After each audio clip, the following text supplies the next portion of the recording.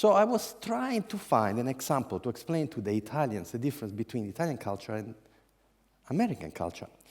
And I was lucky enough to have this story told to me by a couple of Americans who, some 15 years ago, bought a house in central Italy.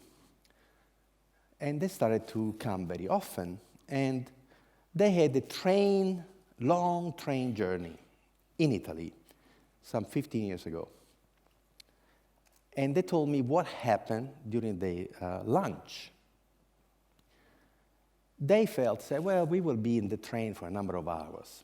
What are we going to do for food? At that time, the train that they were taking was one of those old-fashioned trains, with the carriage, with the 4 seats here, 4 seats there, those, and, the little table, all the luggage on the racks.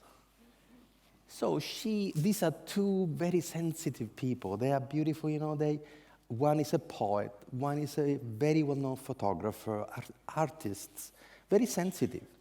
So they had prepared 2 sandwiches, white bread wrapped in plastic.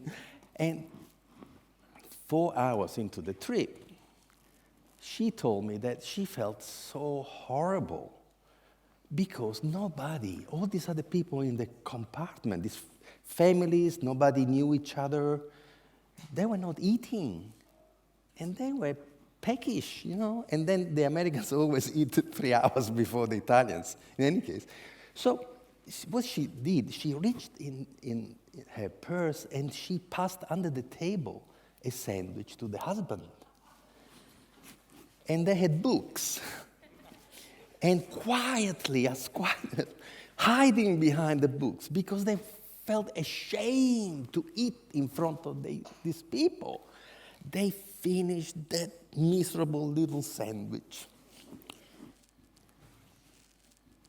And she said, Ernesto, 10 minutes later, the Italians had lunch. And they stood up and they got the lasagna from the top and the wine came out and the cakes, and they shared with everybody. And it was this unbelievable, 1 hour of eating, laughing, getting to know each other, was an orgy of food. Americans do business the way the Italians do lunch.